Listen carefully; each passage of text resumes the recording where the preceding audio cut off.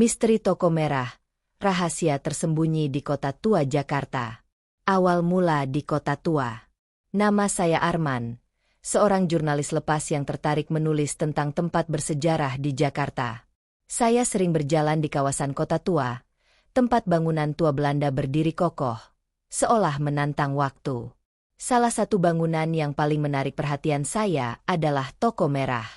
Bangunan besar berwarna merah bata di tepi kali besar ini tampak megah, tapi juga menyimpan rasa dingin yang sulit dijelaskan.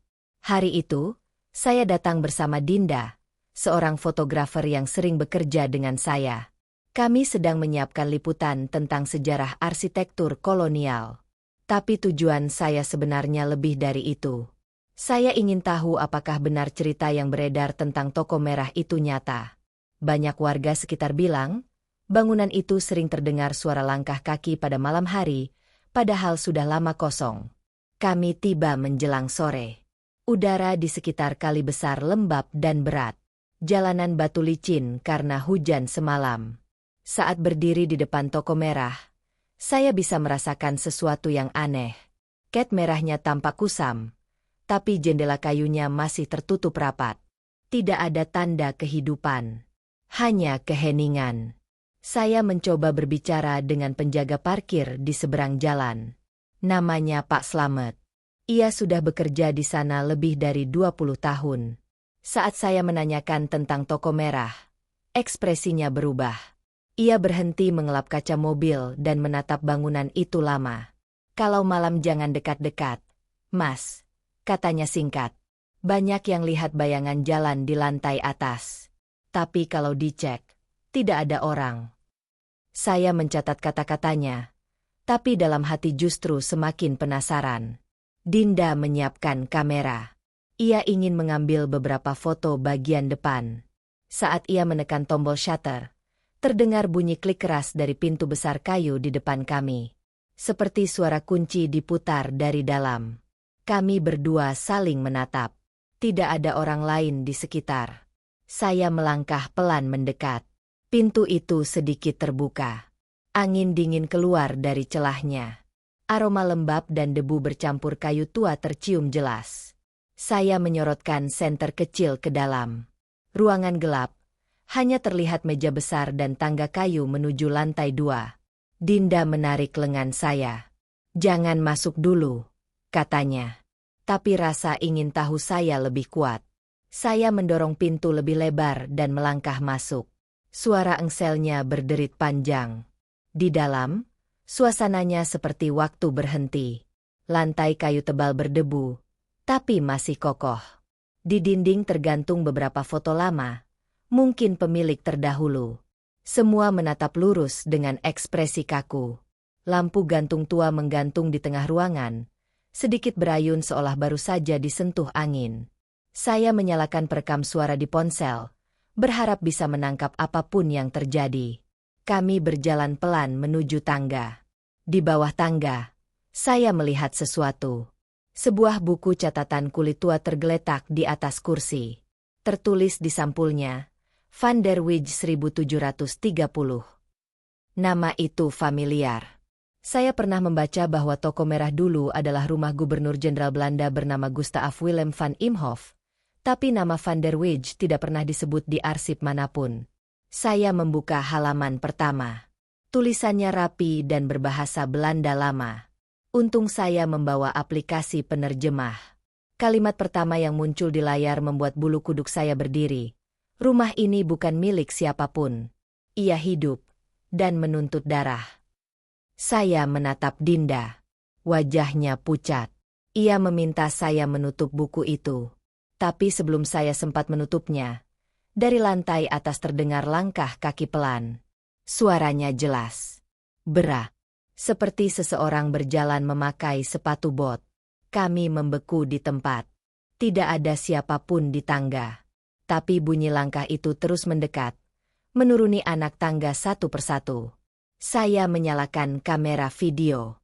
Layar menunjukkan tangga kosong, tapi suara itu tetap terdengar. Saya bisa merasakan getaran halus di lantai kayu. Dinda menggenggam tangan saya erat. "Kita keluar sekarang," katanya cepat. Kami berlari ke pintu depan. Saat hendak keluar, pintu itu menutup sendiri dengan keras. Saya menekan gagangnya, tapi tidak bisa dibuka. Udara di ruangan terasa semakin dingin. Lampu gantung di atas kepala kami mulai bergetar hebat. Suara langkah berhenti tepat di belakang kami. Saya menoleh perlahan. Di ujung ruangan, di depan tangga, terlihat bayangan hitam berdiri tegak. Bentuknya seperti pria tinggi dengan mantel panjang. Saya berusaha tetap tenang, tapi tangan saya gemetar. "Siapa kamu?" teriak saya. Tidak ada jawaban. Bayangan itu tidak bergerak. Dinda mencoba mengambil gambar, tapi kameranya mati. Ponsel saya juga tidak merespons. Hanya ada suara napas berat di udara. Lalu, perlahan, bayangan itu bergerak menuju kami. Langkahnya pelan, tapi setiap langkah membuat lantai berderit keras. Saya menendang pintu dengan sekuat tenaga. Kali ini pintu terbuka. Kami berdua berlari keluar tanpa menoleh lagi. Saat sampai di luar, udara terasa normal kembali. Tidak ada tanda siapapun di belakang kami. Saya menoleh sebentar. Pintu toko merah sudah tertutup rapat lagi, seperti tidak pernah terbuka. Dinda duduk di trotoar sambil memegang dada. Ia gemetar hebat. Saya melihat jam di tangan. Ternyata kami sudah berada di dalam hampir 2 jam. Padahal rasanya tidak sampai 30 menit. Saya menatap kembali ke bangunan itu. Di jendela lantai 2, saya melihat sesuatu bergerak. Seperti seseorang berdiri dan mengintip dari balik tirai. Malam itu, saya tahu satu hal. Toko merah bukan sekadar bangunan tua. Ia hidup. Dan ia menyimpan rahasia yang belum siap untuk diungkap. Kembali ke toko merah. 3 hari berlalu sejak saya dan Dinda masuk ke toko merah. Kami berdua masih belum bisa tidur nyenyak. Setiap kali memejamkan mata, saya selalu teringat bayangan hitam di dalam ruangan itu.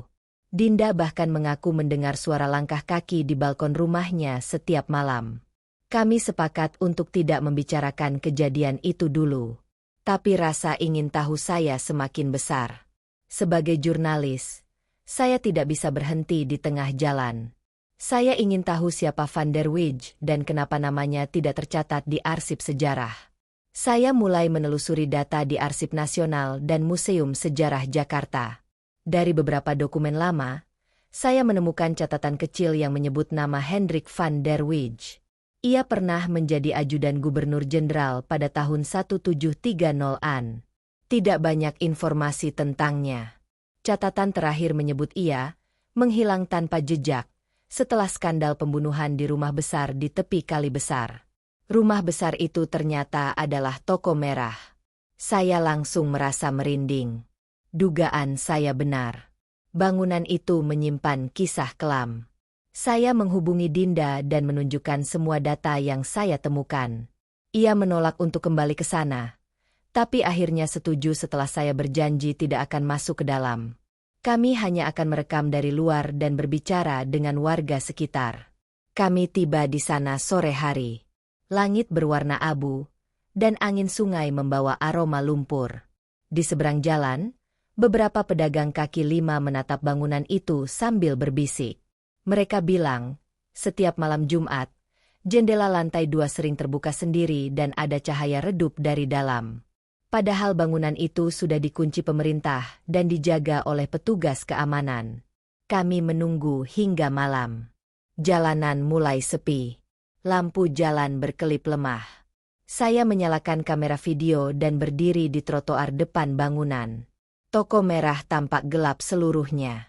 Tapi pukul 9 lewat sedikit, salah satu jendela di lantai 2 benar-benar terbuka perlahan. Tidak ada angin, tapi tirainya bergerak pelan seperti ada yang lewat. Dinda menatap layar kameranya. "Kamu lihat itu?" bisiknya. Saya mengangguk. Saat ia menzoom gambar, terlihat bayangan samar berdiri di balik jendela. Bentuknya tegap, memakai mantel panjang. Wajahnya tidak jelas, tapi posturnya sama persis seperti sosok yang kami lihat waktu itu. Saya memutuskan untuk memastikan. Kami melangkah ke pintu depan, Tapi sebelum saya menyentuh gagang pintu, terdengar suara klik dari dalam. Pintu itu terbuka sendiri, sama seperti sebelumnya. Saya tahu kami berjanji tidak akan masuk, tapi insting saya mendorong langkah untuk masuk lagi. Dinda menahan saya, tapi akhirnya ikut masuk juga. Udara di dalam lebih dingin dari sebelumnya. Suara tetesan air terdengar dari atap. Kami menyalakan senter. Ruangan masih sama, tapi meja besar di tengah kini tertutup kain putih. Di atasnya terletak buku catatan kulit yang sama. Saya mendekat dan membukanya. Halaman berikutnya kini terbaca jelas, seolah tinta baru ditulis. Tulisan itu dalam bahasa Indonesia kuno. Jangan ganggu mereka yang tidur di bawah lantai. Saya membaca kalimat itu keras-keras. Dinda menatap saya dengan wajah bingung. Maksudnya apa? Tanyanya. Sebelum saya menjawab, terdengar bunyi gesekan dari lantai kayu di bawah meja. Seperti sesuatu sedang bergerak. Saya menunduk. Ada celah kecil di bawah meja, tertutup papan kayu tua. Saya menarik papan itu. Bau busuk langsung keluar. Dinda mundur sambil menutup hidung. Di bawahnya, ada ruang kecil seperti ruang bawah tanah. Dengan senter, saya melihat sesuatu yang membuat saya kaku. Ada beberapa peti kayu berjejer, seperti peti jenazah. Semuanya tertutup rapat dengan paku karatan. Suara langkah kaki terdengar lagi. Kali ini dari arah tangga. Kami menoleh bersamaan. Di anak tangga pertama, muncul sosok pria tinggi dengan mantel gelap. Ia berjalan turun perlahan. Wajahnya pucat, matanya kosong. Ia berhenti di depan meja, menatap buku catatan terbuka. Suara berat keluar dari mulutnya. Tidak ada yang boleh tahu, katanya pelan. Dinda menjerit. Kami berlari ke arah pintu, tapi pintu itu kembali menutup keras. Saya memukulnya berulang kali, tapi tidak bergerak. Lampu gantung di atas kepala kami berayun kuat. Dari bawah meja, terdengar suara peti terbuka. Bau busuk makin menyengat. Saya menoleh sebentar. Dari ruang bawah tanah itu, muncul tangan-tangan pucat yang mencoba naik ke atas. Saya menarik Dinda dan berlari ke arah jendela. Saya memecahkan kacanya dengan kursi dan melompat keluar. Kami jatuh di jalan batu. Lutut saya tergores. Dinda menyusul di belakang. Saat kami menatap ke atas, jendela yang terbuka tadi tertutup perlahan, dan bayangan pria itu menghilang. Kami berlari menjauh tanpa menoleh. Di kejauhan, suara langkah kaki berat masih terdengar, seolah mengikuti kami. Keesokan paginya, saya kembali sendirian dengan petugas keamanan untuk memastikan tidak ada yang rusak. Tapi saat kami membuka pintu, ruangan di dalam kosong. Tidak ada buku, tidak ada meja, tidak ada celah di lantai. Semua bersih seolah tidak pernah disentuh siapapun. Petugas itu berkata bangunan ini tidak pernah dibuka sejak renovasi terakhir 2 tahun lalu. Saya terdiam. Ponsel saya tidak menunjukkan rekaman apapun. File video dan foto hilang semua. Malam itu, saya menerima pesan di ponsel dari nomor tak dikenal. Isinya hanya satu kalimat. Kamu sudah membangunkan mereka. Saya tahu, ini belum selesai. Rahasia toko merah baru saja mulai terbuka. Arsip yang hilang.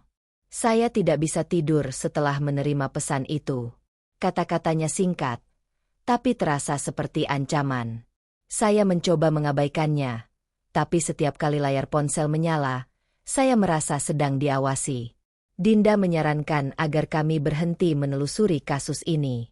Tapi saya tidak bisa. Ada sesuatu di balik misteri toko merah yang terasa tidak wajar. Saya ingin tahu kebenarannya. Saya mulai dari tempat paling logis. Arsip Nasional. Di sana, semua dokumen tentang masa kolonial Belanda disimpan rapi. Saya ingin mencari catatan resmi tentang Hendrik van der Wijk dan kaitannya dengan Gubernur Jenderal. Petugas arsip, Pak Anton, menyambut saya dengan ramah. Namun, ketika saya menyebut nama itu, wajahnya berubah tegang. Ia menarik napas panjang sebelum menjawab. Nama itu tidak seharusnya ada di daftar publik, katanya. Beberapa berkas tentang dia dihapus dari sistem sejak lama. Saya terkejut.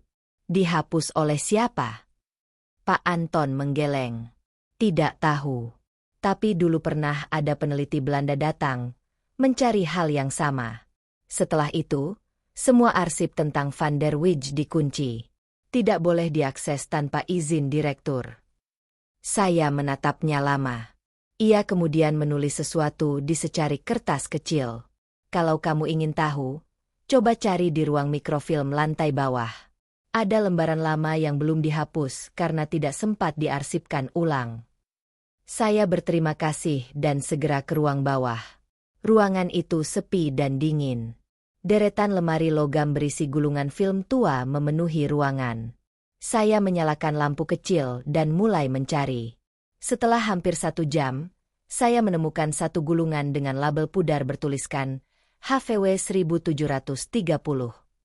Saya pasang ke mesin pembaca mikrofilm dan mulai memutar. Gambar pertama adalah peta tua Batavia. Lalu muncul laporan pendek berbahasa Belanda. Setelah saya terjemahkan, isi laporan itu mengejutkan. Tanggal 17 Oktober 1730, Hendrik van der Wijk dituduh membunuh 3 orang pelayan di rumah gubernur. Ia mengaku tidak bersalah. Ia berkata bahwa rumah itu dikutuk dan para pelayan terbunuh sendiri oleh sesuatu yang tak terlihat. Saya menggulir ke bawah. Ada catatan lanjutan. Van der Wijk dieksekusi di halaman belakang rumah. Jenazahnya tidak dikubur, melainkan disimpan di bawah lantai rumah sebagai peringatan. Saya terdiam lama. Rumah itu jelas toko merah. Jadi yang dikubur di bawah lantai adalah tubuh Van der Wijk. Semua yang kami lihat malam itu masuk akal. Tiba-tiba, layar mikrofilm berkedip. Mesin bergetar dan mati sendiri. Lampu ruangan ikut padam. Saya mencoba menyalakan ponsel, tapi tidak bisa. Dalam gelap, saya mendengar suara langkah kaki pelan dari arah lemari besi. Suaranya sama seperti di toko merah. Pelan, berat, dan berirama. Saya menahan napas. Suara itu makin dekat. Saya berlari keluar ruangan tanpa menoleh. Saat sampai di tangga, lampu menyala lagi. Petugas di atas menatap saya bingung. "Kamu kenapa? Mukamu pucat," katanya. Saya tidak menjawab. Saya hanya ingin keluar dari gedung itu secepat mungkin. Di luar, udara terasa lebih ringan. Saya membuka ponsel, dan ada pesan baru masuk. Nomornya sama seperti semalam. "Kamu sudah membaca terlalu jauh." Saya langsung menelpon Dinda. Ia terdengar ketakutan saat saya menceritakan apa yang saya temukan. "Berhenti, Arman. Tolong. Ini bukan lagi urusan jurnalistik," katanya. Tapi saya tahu, berhenti bukan pilihan. Saya sudah terlibat terlalu dalam. Malamnya, saya memeriksa ulang semua file di laptop. Aneh, ada folder baru dengan nama Van der Wijk 1730. Saya tidak pernah membuatnya. Saya membukanya perlahan.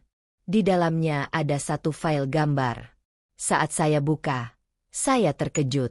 Itu foto saya dan Dinda di depan toko merah. Diambil dari sudut tinggi, seolah ada seseorang mengintai dari lantai 2. Saya menatap layar lama. Di belakang kami, tampak samar sosok pria dengan mantel gelap berdiri di jendela. Saya matikan laptop. Tapi suara langkah kaki mulai terdengar lagi. Kali ini bukan dari luar. Suaranya berasal dari dapur rumah saya. Saya mengambil senter dan berjalan pelan. Saat saya sampai di pintu dapur, suara itu berhenti. Saya menyorotkan cahaya ke lantai dan melihat jejak sepatu basah yang menuju ke ruang tamu. Saya mengikuti jejak itu. Jejaknya berhenti di depan meja kerja, tepat di atas buku catatan kulit tua yang dulu saya ambil dari toko merah. Saya yakin sudah meninggalkannya di kantor. Tapi entah bagaimana bisa muncul di sini. Saya membuka halamannya. Ada tulisan baru di sana. Tulisan itu sepertinya ditulis dengan tinta segar. Dia belum tenang. Kembalikan aku ke tempatku. Saya menutup buku itu cepat. Suhu ruangan terasa turun drastis. Angin seolah berputar di sekitar saya. Lampu berkedip. Di cermin depan meja kerja, saya melihat pantulan sosok tinggi berdiri di belakang saya. Matanya kosong. Wajahnya pucat seperti lilin. Saya berbalik, tapi tidak ada siapapun. Buku di meja terbuka lagi sendiri. Halaman terakhir menampilkan peta kecil, dengan tanda silang di bagian bawah bangunan toko merah. Tulisan di bawahnya berbunyi, "Di sini aku dikurung." Saya tahu apa artinya.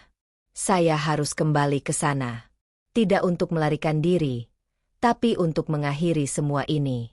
Di bawah lantai toko merah. Saya kembali ke toko merah 2 malam kemudian. Dinda akhirnya setuju ikut, tapi wajahnya jelas menunjukkan ketakutan. Kami datang diam-diam setelah petugas keamanan pulang. Udara malam terasa berat, dan langit tanpa bintang. Sungai di depan bangunan itu tenang, tapi baunya tajam dan menusuk hidung. Saya membawa peralatan sederhana. Senter, kamera, dan linggis kecil. Dinda membawa kamera video. Kami berdua berdiri lama di depan pintu besar itu sebelum akhirnya saya berani mendorongnya. Anehnya, pintu tidak terkunci. Suaranya berderit panjang. Di dalam, suasananya sama seperti terakhir kali kami pergi. Lantai berdebu, dinding lembab, dan udara dingin menggigit. Kami menyalakan senter dan menuju meja besar di tengah ruangan. Saya ingat betul posisi celah lantai di bawahnya. Tapi kali ini, papan kayu itu tertutup rapat, seperti tidak pernah dibuka. Saya berlutut, mengetuk pelan permukaannya. Suaranya kosong. Dinda menatap saya ragu. "Kamu yakin mau lanjut?" tanyanya. Saya mengangguk. Saya mencongkel papan itu dengan linggis. Butuh waktu beberapa menit sebelum terbuka. Bau busuk langsung keluar lagi. Kali ini lebih tajam. Saya menyorot ke dalam. Ruang bawah tanah itu masih ada, tapi terlihat lebih dalam dari sebelumnya. Seperti baru digali. Saya menyalakan kamera dan mulai turun perlahan dengan tangga lipat. Lantai bawah tanah itu dingin dan basah. Di sana ada 3 peti kayu. Semua tertutup. Tapi satu di antaranya sudah terbuka sedikit. Saya mendekat pelan. Di dalamnya ada tengkorak manusia. Di atasnya tergeletak potongan mantel hitam yang sudah rapuh. Saya menelan ludah, lalu menyinari peti kedua. Isinya kosong. Hanya tulisan di dinding belakang yang samar terbaca. "Jangan buka yang ketiga." Saya menoleh ke Dinda yang berdiri di atas lubang lantai. Ia pucat. "Arman, cepat keluar," katanya. Tapi saya malah mendekati peti ketiga. Ukurannya lebih besar. Permukaannya tertutup debu tebal. Saya mengusapnya. Ada ukiran huruf HVW. Nama itu lagi. Hendrik van der Wijk. Saya menarik napas dalam dan membuka tutupnya perlahan. Dalamnya kosong. Tidak ada tulang. Tidak ada apapun.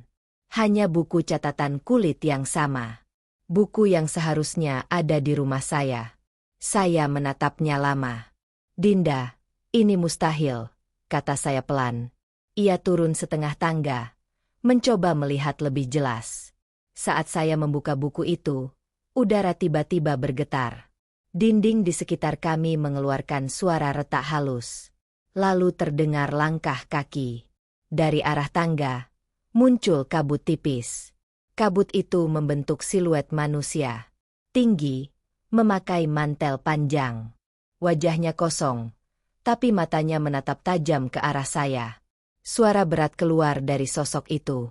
"Kau sudah membuka segel." Saya mundur pelan.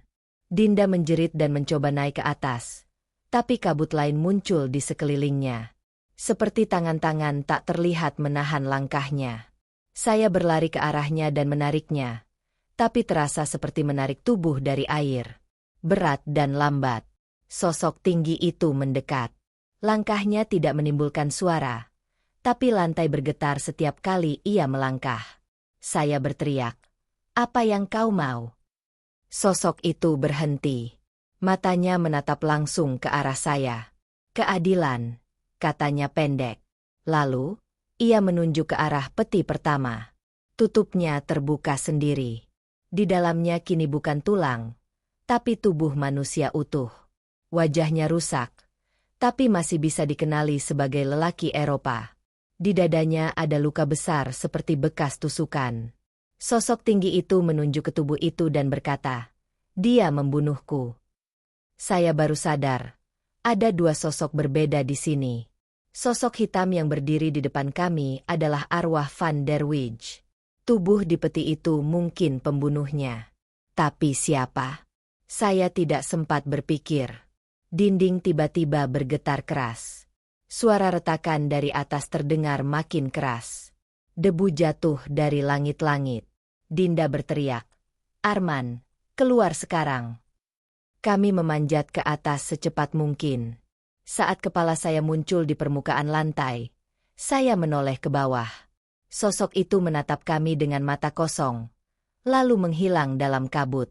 Buku catatan di tangannya terbakar perlahan tanpa api. Kami keluar dari bangunan itu tepat sebelum lantainya ambruk sebagian. Suara kayu patah menggema di sepanjang lorong. Udara di luar terasa berat, tapi lebih aman. Kami berlari ke seberang jalan dan menatap bangunan itu. Dari jendela lantai 2, terlihat cahaya merah berkedip pelan. Tidak lama, suara sirine polisi terdengar.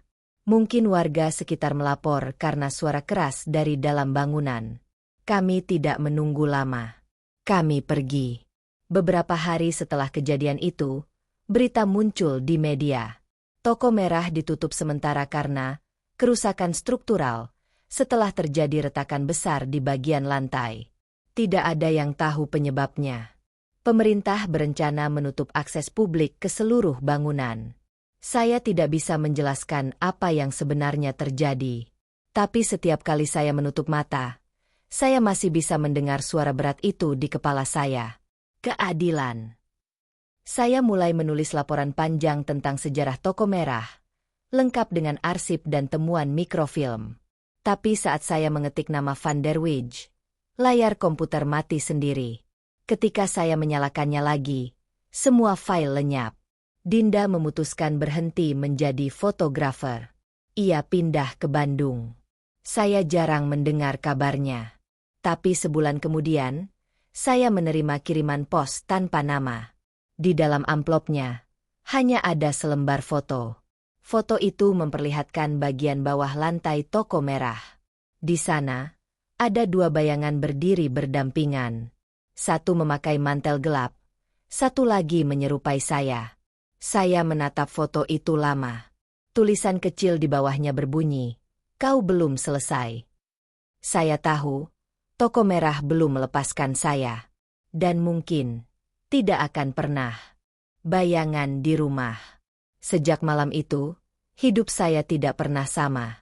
Setiap malam terasa panjang dan penuh gangguan.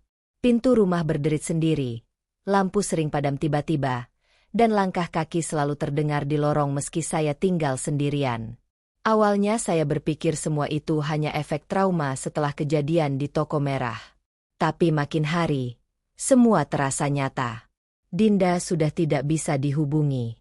Nomornya tidak aktif, dan akun medianya hilang. Saya mencari tahu lewat teman lamanya di Bandung, tapi tidak ada yang tahu keberadaannya. Ia seperti menghilang. Saya mulai curiga bahwa apapun yang keluar dari toko merah malam itu tidak hanya tertinggal di sana. Sesuatu ikut bersama kami.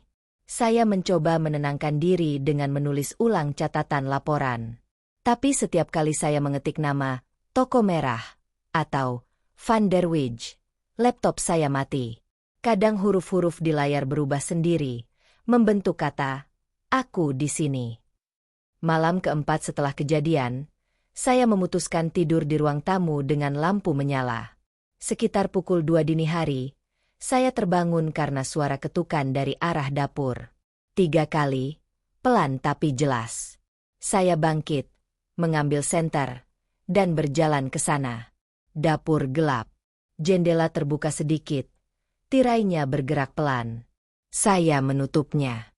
Tapi saat saya berbalik, saya melihat jejak sepatu basah di lantai, menuju kamar kerja. Saya mengikuti jejak itu. Pintu kamar kerja setengah terbuka.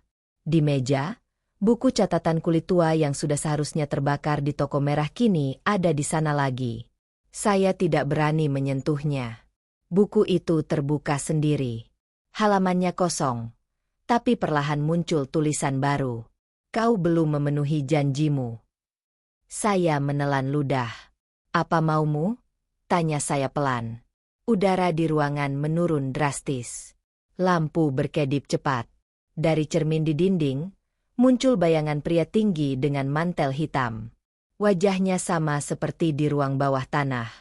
Mata kosong, bibir pucat. Ia menatap saya lama sebelum berkata dengan suara berat. Kembalikan ke tempatku. Saya ingin lari, tapi kaki saya tidak bisa bergerak. Bayangan itu melangkah mendekat. Setiap langkah membuat kaca jendela bergetar.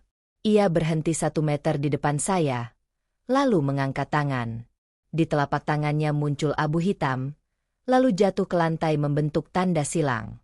Jika tidak, satu persatu akan hilang, katanya pelan. Saya tidak sempat bertanya maksudnya. Bayangan itu lenyap seperti asap. Suhu ruangan kembali normal. Saya langsung menelepon Dinda, tapi tetap tidak aktif. Saya merasa dorongan kuat untuk mencari tahu apa yang sebenarnya diminta arwah itu. Pagi harinya, saya pergi ke perpustakaan kota Jakarta untuk mencari data tambahan. Saya menemukan artikel lama dari tahun 1930-an. Artikel itu menulis tentang renovasi toko merah pada masa Hindia Belanda.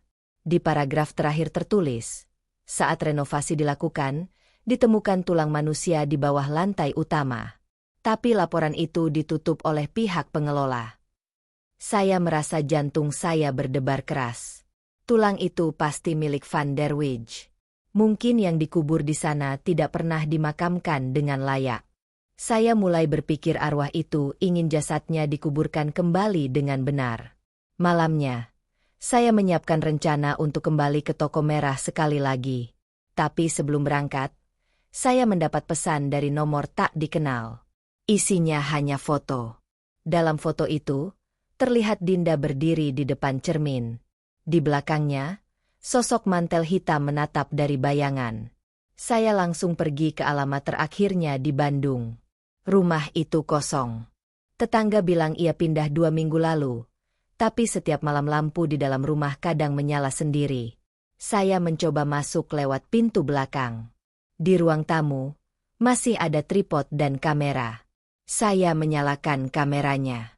File terakhir direkam 3 hari lalu. Dalam video itu, Dinda duduk di lantai, memegang buku catatan kulit tua yang sama. Ia berbicara dengan suara pelan dan gemetar. Arman, kalau kamu lihat ini, berarti dia sudah datang padaku juga. Aku mimpi buruk setiap malam. Dia bilang aku harus membantu menyelesaikan apa yang kamu mulai. Ia berhenti sebentar, menatap sesuatu di belakang kamera. Wajahnya berubah tegang. Lalu layar bergetar, dan video berakhir. Saya menutup kamera dan memeriksa seluruh rumah. Di kamar tidurnya, saya menemukan sesuatu yang membuat darah saya berhenti mengalir. Di dinding, tertulis dengan arang, "Kembalikan dia ke tempatnya." Saya menatap tulisan itu lama. Lalu saya sadar, buku catatan di tangan Dinda pasti kembali ke toko merah. Arwah itu memaksa kami berdua untuk mengembalikannya. Saya tidak tahu kenapa buku itu begitu penting, tapi satu hal pasti, semua baru akan selesai kalau saya melakukannya. Saya keluar dari rumah itu dengan satu tekad. Saya akan kembali ke toko merah malam ini. Sendirian. Sebelum berangkat, saya memeriksa ponsel sekali lagi. Pesan baru muncul. Aku menunggumu di bawah.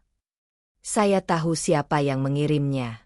Dan saya tahu apa yang menunggu saya di sana. Saya menatap langit malam dari jendela mobil. Jakarta terlihat tenang, Tapi saya tahu, di dalam salah satu bangunan tua di tepi kali besar, sesuatu sudah bangun dari tidur panjangnya. Kali ini, saya tidak datang sebagai jurnalis. Saya datang untuk menutup pintu yang seharusnya tidak pernah saya buka. Apakah kamu ingin saya lanjutkan langsung ke narasi 6? Ketika Arman kembali sendirian ke toko merah untuk mengembalikan buku catatan itu, dan menemukan kebenaran akhir tentang kutukan Van der Wijs dan hilangnya Dinda, kembali ke dalam kegelapan. Malam itu, saya kembali ke toko merah seorang diri. Udara lembab dan dingin. Langit mendung, tanpa bulan. Saya berhenti di tepi kali besar, menatap bangunan tua itu lama. Dari kejauhan, jendela lantai 2 tampak terbuka sedikit, seolah ada yang menunggu. Saya membawa senter, kamera kecil, dan buku catatan kulit yang ditemukan di rumah Dinda. Langkah saya terasa berat ketika melewati halaman depan. Bau tanah dan kayu tua menyengat. Saya mendorong pintu perlahan.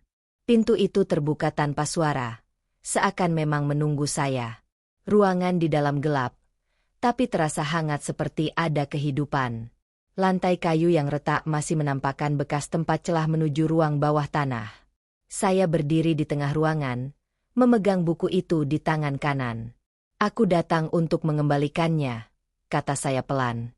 Tidak ada suara. Hanya detak jam tua di sudut ruangan.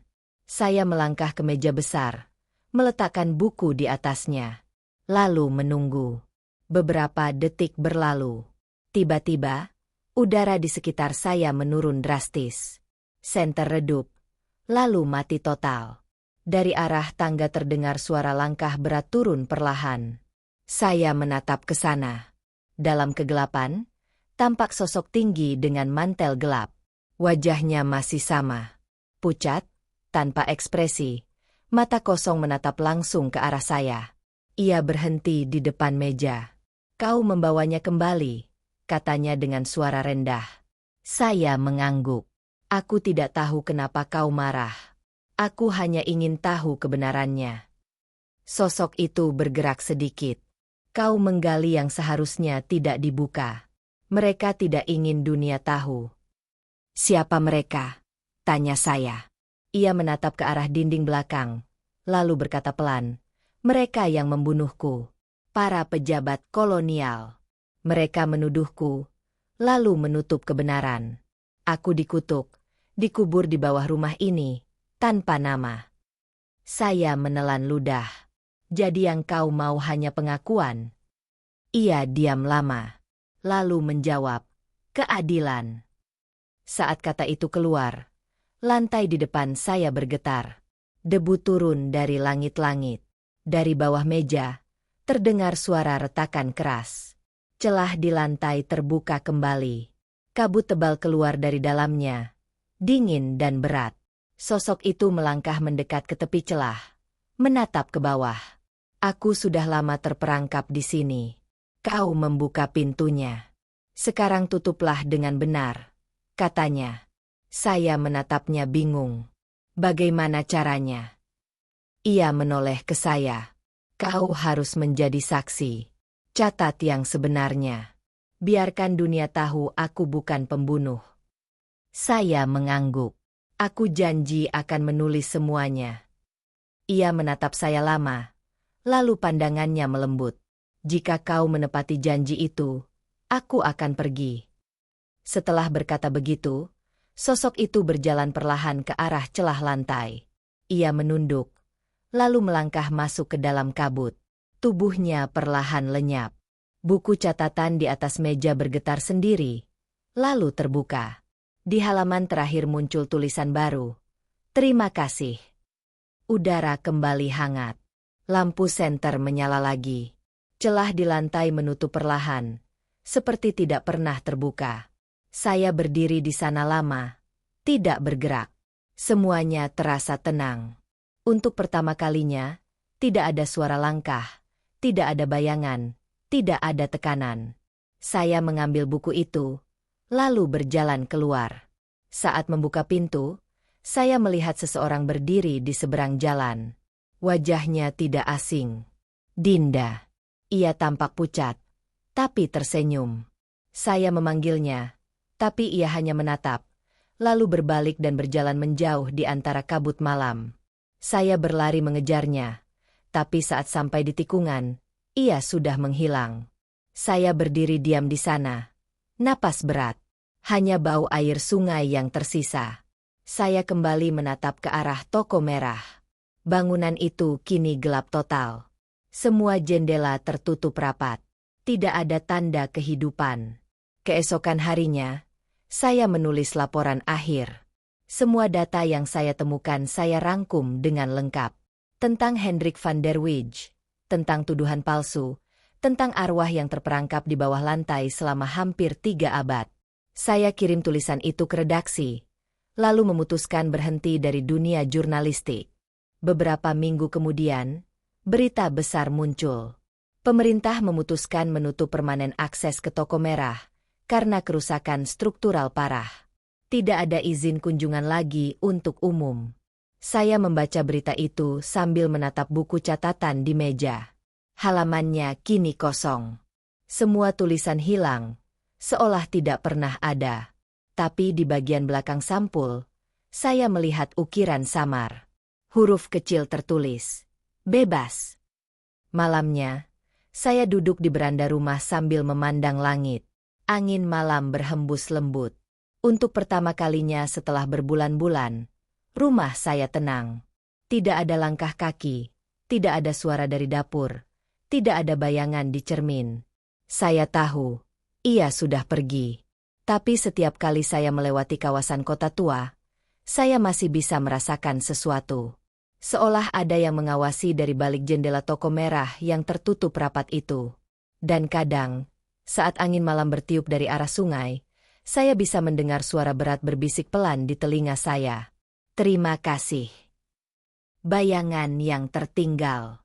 2 bulan berlalu sejak malam terakhir di toko merah.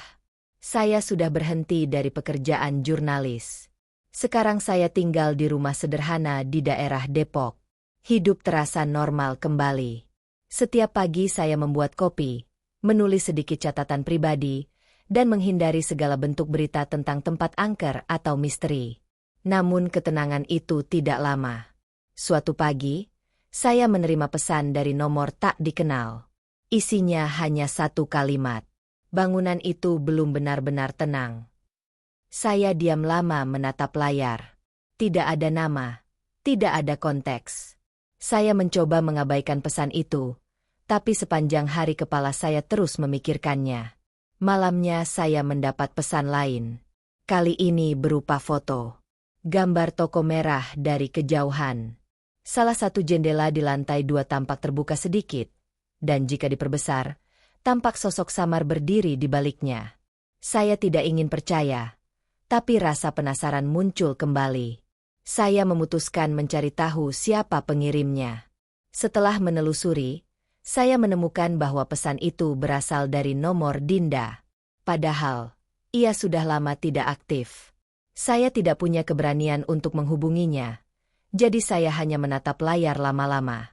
Malam berikutnya saya bermimpi aneh. Saya berdiri di dalam ruangan toko merah, di depan meja besar. Di atasnya, ada buku catatan kulit yang dulu saya temukan. Tapi sekarang halamannya dipenuhi tulisan baru, nama-nama orang. Beberapa nama saya kenal. Salah satunya, nama saya sendiri. Saya terbangun dengan napas berat. Tangan saya dingin. Di meja, buku catatan yang seharusnya kosong kini terbuka. Halaman pertama tertulis, Arman Prasetyo. Tulisan itu sama persis seperti di mimpi saya. Keesokan harinya saya pergi ke kantor redaksi lama. Saya menemui Raffi, editor saya dulu. Ia tampak pucat dan gelisah. Saat melihat saya, wajahnya langsung berubah. "Kamu juga dapat pesan itu?" katanya. Saya terkejut. "Pesan apa?" Ia menunjukkan ponselnya. Pesan yang sama seperti milik saya. Kalimatnya identik. Bangunan itu belum benar-benar tenang. Raffi mengaku beberapa hari terakhir menerima laporan aneh dari kru dokumenter yang mencoba masuk ke area sekitar toko merah secara ilegal. Mereka ingin membuat konten video. Salah satu kru dilaporkan hilang selama 2 jam di dalam bangunan, padahal dari luar semua pintu terlihat terkunci. Saat ditemukan, ia tidak ingat apapun. Raffi kemudian menatap saya serius. Kamu yang paling tahu tempat itu. Bisa bantu kami memastikan apa yang sebenarnya terjadi? Saya ingin menolak, tapi ada sesuatu yang mendorong saya untuk kembali. Mungkin rasa bersalah. Mungkin karena nama saya tertulis di buku itu. Kami berangkat sore itu juga. Jalanan menuju kota tua ramai seperti biasa. Tapi ketika sampai di depan toko merah, suasana berubah drastis. Bangunan itu kini dikelilingi pagar besi dan papan peringatan bertuliskan, "Dilarang masuk, bahaya runtuhan." Namun, dari sela-sela pagar, saya bisa melihat jendela lantai 2 terbuka sedikit. Tepat seperti di foto yang dikirimkan sebelumnya. Kami memutuskan menunggu malam untuk masuk. Saat matahari tenggelam, langit berubah gelap pekat. Saya, Raffi, dan 2 kru dokumenter, Aldi dan Siska, masuk melalui celah kecil di sisi belakang pagar. Udara di sekitar langsung berubah dingin dan lembab. Begitu kami mendekati pintu utama, semua lampu jalan di sekitar mati serentak. Hanya senter yang menyala di tangan kami. Raffi menatap saya. Kamu yakin ini ide bagus?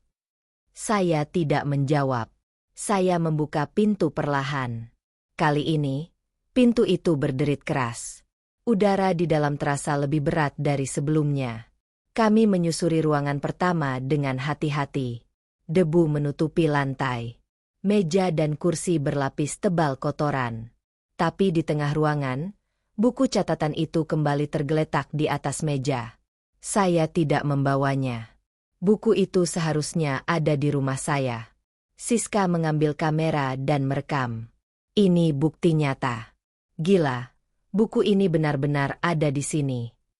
Saya mendekat, membuka halaman pertama.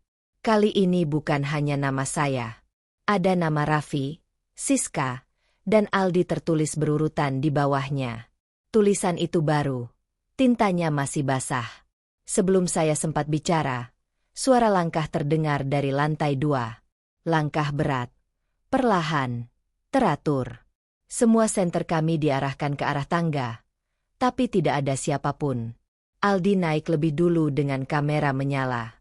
Kami mengikutinya. Tangga berderit di setiap langkah. Saat sampai di lantai 2, udara lebih dingin. Di ujung koridor, pintu kamar terbuka sedikit. Kami melangkah mendekat. Dari dalam ruangan terdengar suara samar, seperti orang berbisik. Saya mengenali suara itu. Dinda. Saya memanggil pelan. Dinda. Tidak ada jawaban. Saya membuka pintu perlahan. Di dalam, tidak ada siapapun. Hanya kursi tua dan cermin besar di dinding. Tapi di pantulan cermin, kami melihat sesuatu. Di belakang kami berdiri beberapa sosok gelap, berbaris diam menatap lurus. Raffi menjerit, menjatuhkan senter. Lampu padam. Dalam kegelapan, udara berubah sangat dingin. Saya merasakan sesuatu lewat di belakang saya, menyentuh bahu, lalu menghilang. Ketika lampu menyala lagi, Aldi sudah tidak ada. Kamera jatuh di lantai. Kami mencari, memanggil, tapi tak ada jawaban. Kami berlari turun, keluar dari gedung secepat mungkin. Begitu sampai di halaman depan, lampu jalan menyala kembali. Hanya kami bertiga yang keluar. Saya menatap ke arah jendela lantai 2. Di sana, sosok perempuan berdiri menatap kami. Rambut panjang, wajah pucat, mata kosong. Dinda. Tapi bukan Dinda yang saya kenal. Ia tersenyum pelan. Lalu jendela menutup dengan sendirinya. Kami diam. Tidak ada yang berani bicara. Malam itu, saya tahu sesuatu yang lebih besar masih terperangkap di dalam toko merah. Dan kali ini, arwah yang tertinggal bukan lagi mencari keadilan, tapi mencari pengganti. Rahasia di balik dinding merah. Kami kembali ke hotel dalam keadaan kacau. Wajah Raffi pucat. Siska tidak berhenti gemetar. Saya sendiri masih mendengar gema langkah dari dalam kepala. Di kamar, kami menonton ulang rekaman terakhir dari kamera Aldi yang sempat jatuh di lantai. Di layar, tampak tangga menuju lantai 2. Aldi berjalan perlahan sambil menyinari sekitar dengan senter. Ia menoleh ke belakang, mungkin memastikan kami masih mengikutinya. Lalu, sesuatu terjadi. Dari ujung koridor, muncul bayangan tinggi berjalan mendekat. Tidak ada wajah, hanya bentuk hitam. Kamera berguncang keras. Setelah itu, layar hitam total. Saya pause video. Kita harus kembali besok, kata saya pelan. Raffi menatap saya tajam. Kamu gila. Kita hampir mati tadi malam. Saya menarik napas dalam. Kalau kita tidak kembali, Aldi tidak akan ditemukan. Dia masih di sana. Aku yakin. Siska menunduk. Kamu pikir dia masih hidup? Saya tidak menjawab. Tapi di dalam hati, saya tahu sesuatu. Toko merah belum selesai. Pagi berikutnya, kami kembali ke lokasi. Petugas keamanan pemerintah sudah berjaga. Tapi kami punya kartu pers lama yang masih berlaku. Kami mengaku hanya ingin mengambil gambar dokumentasi luar. Saat petugas lengah, kami menyelinap masuk lewat pintu samping. Di dalam, suasana lebih berat dari malam sebelumnya. Udara pengap, bau besi dan tanah lembab makin kuat. Kami membawa alat perekam suara dan kamera inframerah. Kali ini saya siap. Kami menuju lantai 2. Semua tampak sama. Tapi di salah satu kamar, lantainya berbeda. Ada jejak langkah kering berwarna gelap menuju dinding. Saya menelusurinya. Saat senter diarahkan lebih dekat, tampak goresan halus di tembok. Seperti simbol. Lingkaran besar dengan tanda salib di tengah. Siska berkata pelan, aku pernah lihat simbol ini. Ini tanda eksorsisme kuno Belanda. Biasanya dipakai untuk mengunci roh. Saya menatapnya. Berarti, mereka menutup sesuatu di sini. Raffi mendekat. Atau mengurung seseorang. Kami mencari titik lemah pada dinding. Setelah beberapa menit, saya menemukan bagian cat yang lebih muda. Saya ketuk perlahan. Suaranya berbeda, seperti ada ruang kosong di baliknya. Kami mengambil linggis kecil dari tas dan mulai mencongkel. Saat potongan tembok terbuka, udara dingin menyembur keluar. Bau busuk menyengat. Di dalamnya, ruangan sempit tertutup bata. Di tengahnya ada kursi besi tua berkarat. Di atas kursi, rantai melingkar. Dan di dinding belakang, terpampang ukiran nama, Haji Van der Wijk 1738. Saya mundur beberapa langkah. Ini tempat dia dibunuh. Raffi menatap ngeri. Mereka menyekapnya hidup-hidup. Siska mulai merekam, tapi tiba-tiba kameranya mati total. Dari arah ruangan, terdengar bisikan samar. Lalu, udara berubah drastis dingin. Saya menoleh ke arah tembok. Bayangan samar muncul di kursi besi itu. Perlahan membentuk sosok manusia. Suaranya terdengar jelas. Kalian membuka segel itu. Kami bertiga membeku. Sosok itu menatap kami dengan mata gelap. Aku bebas. Tapi kalian tidak akan pergi. Lampu senter padam. Suara rantai berderak keras. Lantai bergetar. Dinding retak. Siska menjerit keras. Saat cahaya kembali menyala, ia sudah hilang. Hanya kameranya tersisa di lantai. Saya menarik Raffi keluar ruangan secepat mungkin. Tapi pintu yang kami lewati sebelumnya kini tertutup rapat. Kami menendang berkali-kali, tidak bergeming. Dari balik dinding terdengar suara langkah banyak. Raffi memegang kepala. Arman, ini sama seperti di rekaman Aldi. Saya menyinari ke sekeliling. Di setiap sudut ruangan, muncul bayangan tubuh manusia berdiri diam. Mereka mengenakan pakaian abad ke-18. Wajah mereka hancur. Mata kosong. Semua menghadap ke kami. Salah satu dari mereka melangkah maju. Tangan kirinya menunjuk langsung ke arah saya. Kau yang membuka.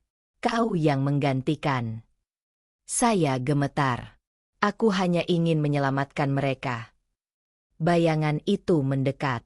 Tidak ada penyelamatan. Hanya penebusan. Dinding di belakang kami tiba-tiba runtuh. Debu tebal memenuhi udara. Kami berlari keluar melalui celah itu. Di luar, sinar matahari menyilaukan. Udara kembali hangat. Kami berhenti di halaman belakang. Nafas tersengal. Saat saya menoleh ke belakang, semua jendela toko merah tertutup rapat lagi. Seolah tidak terjadi apapun. Raffi duduk di tanah, menatap kosong. Siska, dia tidak keluar. Saya memegang bahunya. Kita tidak bisa kembali sekarang. Bangunan itu hidup. Ia menatap saya dengan mata merah. Apa maksudmu? Saya menunjuk ke dinding belakang. Tepat di atas pintu kecil yang baru saja kami lalui, muncul tulisan merah samar. Tulisan itu bergerak seperti darah segar. 3 telah masuk, 2 harus tinggal. Kami berdua diam lama. Hanya suara angin dan langkah orang di luar pagar yang terdengar. Raffi bangkit perlahan. Kalau begitu, siapa yang berikutnya? Saya tidak menjawab. Saya hanya tahu, sesuatu dari dalam sana sudah mengikuti kami keluar. Udara di sekitar terasa berat, dan bayangan kami di tanah tampak lebih panjang dari seharusnya. Malamnya, di hotel, Raffi menghilang. Tidak ada suara. Tidak ada tanda perlawanan. Di tempat tidurnya, hanya tersisa buku catatan kulit itu. Di halaman pertama tertulis satu kalimat baru. Gantian kamu. Saya menatap tulisan itu lama. Nafas saya memburu. Udara kamar mendadak dingin. Di cermin, pantulan saya tampak sedikit berbeda. Wajah pucat, mata sayu, dan di belakang saya, sosok tinggi berjas hitam berdiri. Dia menatap lurus. Saya tidak berani menoleh. Tapi saya tahu, saya tidak sendirian lagi. Penebusan di toko merah. Saya kembali ke toko merah sendirian. Tidak ada lagi kru, tidak ada Raffi, tidak ada Siska. Hanya saya dan buku catatan kulit yang kini penuh dengan nama-nama. Setiap halaman memuat nama orang yang pernah masuk ke bangunan itu. Semua berakhir sama. Hilang, meninggal, atau gila. Di halaman terakhir tertulis nama saya, Arman Prasetyo, diikuti 2 kata, waktu habis. Udara sore itu dingin dan lembab. Kawasan kota tua sepi. Tidak ada turis, tidak ada penjaga. Hanya suara angin dan bunyi ranting yang patah di kejauhan. Saya berdiri di depan pintu besar toko merah yang tertutup rapat. Cat merahnya memudar, tapi masih menyimpan kesan menakutkan. Saya membuka pintu perlahan. Kali ini tidak terkunci. Di dalam, semua benda kembali seperti semula. Tidak ada debu, tidak ada jejak pertempuran. Seolah bangunan ini menata dirinya sendiri untuk menyambut tamu terakhirnya. Saya melangkah ke tengah ruangan. Meja besar kayu jati berdiri tegak di tempatnya. Buku catatan saya letakkan di atasnya. Lampu gantung tua bergoyang pelan. Meskipun tidak ada angin. Saya kembali. Suara saya menggema di ruangan kosong. Tidak ada jawaban. Hanya keheningan panjang. Lalu, perlahan, udara menurun. Semua cahaya meredup. Dari arah tangga, muncul sosok yang sudah sangat saya kenal. Wajah pucat, mata gelap, mantel panjang. Hendrik van der Wijk. Kau tidak seharusnya kembali, katanya pelan. Saya menatapnya. Aku harus mengakhiri ini. Semua orang mati karenamu. Ia menggeleng. Bukan karenaku. Mereka mati karena membuka yang seharusnya ditutup. Kau juga hampir sama. Saya maju 1 langkah. Kau dibunuh. Aku tahu. Tapi setelah semua ini, kenapa kau tetap di sini? Apa yang sebenarnya kau jaga? Sosok itu diam. Lalu ia menunjuk ke arah lantai. Aku dikutuk di sini. Tapi bukan aku yang menciptakan kutukan itu. Ada sesuatu di bawah tanah ini yang lebih tua dari sejarah rumah ini. Mereka hanya memenjarakanku di tempat yang sudah jahat sejak awal. Saya menatap ke arah lantai, tepat di bawah meja. Celah yang dulu pernah terbuka kini tertutup rapat. Saya tahu harus ke sana. Saya membuka celah itu dengan tangan gemetar. Lantai kayu bergeser sedikit, menampakkan tangga batu menurun ke bawah tanah. Udara gelap dan bau logam kuat menyeruak. Saya menyalakan senter dan turun perlahan. Setiap langkah terasa seperti menuruni perut bumi. Dindingnya lembab dan dingin. Di ujung tangga, saya tiba di ruangan besar berlantai batu. Di tengahnya, ada sumur kecil yang tertutup besi tua. Di sekelilingnya terukir simbol yang sama seperti di dinding atas. Lingkaran dengan salib di tengah. Sosok Van der Wijck muncul di belakang saya. Itu sumbernya. Sejak abad ke-17, tempat ini sudah jadi altar pemanggilan roh. Orang-orang Belanda dulu melakukan ritual di sini untuk menukar kekuasaan dengan nyawa. Saya menatap sumur itu. Dan mereka mengorbankanmu. Ia mengangguk pelan. Aku tahu rahasia mereka. Aku menolak ikut. Mereka menuduhku pengkhianat. Lalu mereka menanam jasadku di sini agar darahku menjadi segel baru. Kutukan itu terikat padaku. Selama namaku belum dibersihkan, aku dan tempat ini akan terus hidup. Saya menunduk. Lalu bagaimana cara mengakhirinya? Ia menatap buku catatan di tangan saya. Tulis kebenaran. Buka semua yang mereka sembunyikan. Tapi setelah itu, bakar buku itu di atas sumur ini. Itu harga penebusanmu. Saya membuka halaman pertama dan mulai menulis. Semua fakta yang saya temukan. Tentang pembunuhan, pengorbanan, dan kebohongan sejarah yang menuduh Van der Wijck bersalah. Saya menulis cepat tanpa berhenti. Tangan saya gemetar tapi saya teruskan. Begitu selesai, saya robek halaman terakhir dan melemparkannya ke dalam sumur. Saya nyalakan korek dan menjatuhkan api kecil itu ke dalamnya. Dalam sekejap, nyala merah menyala terang. Udara bergetar. Dinding batu bergetar keras. Dari bawah terdengar jeritan panjang yang bukan manusia. Sosok Van der Wijck menatap saya dengan wajah tenang. Sekarang aku bebas. Tapi kau harus keluar sebelum semuanya tertutup. Saya berlari menaiki tangga secepat mungkin. Saat sampai di atas, seluruh ruangan mulai runtuh. Debu dan kayu berjatuhan. Pintu utama terbuka lebar. Saya berlari keluar dan menatap ke belakang. Toko merah terbakar dari dalam, tapi tanpa asap. Hanya cahaya merah yang menyala terang dari setiap jendela.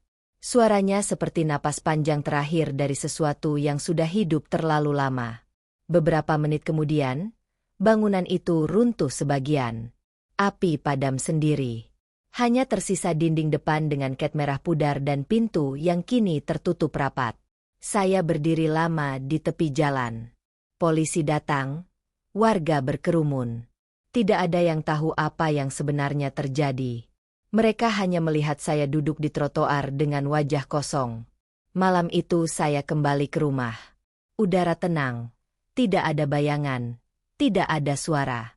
Saya menatap cermin. Wajah saya pucat, tapi mata saya tidak lagi kosong. Saya menulis satu catatan terakhir di buku baru. Toko merah bukan rumah hantu. Ia penjara bagi sejarah yang disembunyikan. Saya menutup buku itu. Angin berhembus dari jendela. Untuk pertama kalinya, saya tidak mendengar langkah kaki dari belakang. Tidak ada suara bisikan. Tidak ada sosok di cermin. Hanya keheningan. Namun di luar sana, di antara reruntuhan toko merah, seorang pekerja kebersihan mengaku melihat sesuatu. Katanya, saat ia menyapu puing-puing, sebuah buku catatan kulit muncul di bawah debu. Halamannya kosong. Tapi di sampul belakangnya, ada satu kalimat yang tertulis samar. Dia menepati janji. Beberapa tahun setelah kejadian itu, toko merah tidak pernah dibuka lagi. Pemerintah menutup seluruh area dan memasangnya sebagai situs bersejarah yang berbahaya untuk dikunjungi. Tidak ada renovasi, tidak ada penelitian lanjutan. Arman menghilang dari dunia jurnalistik.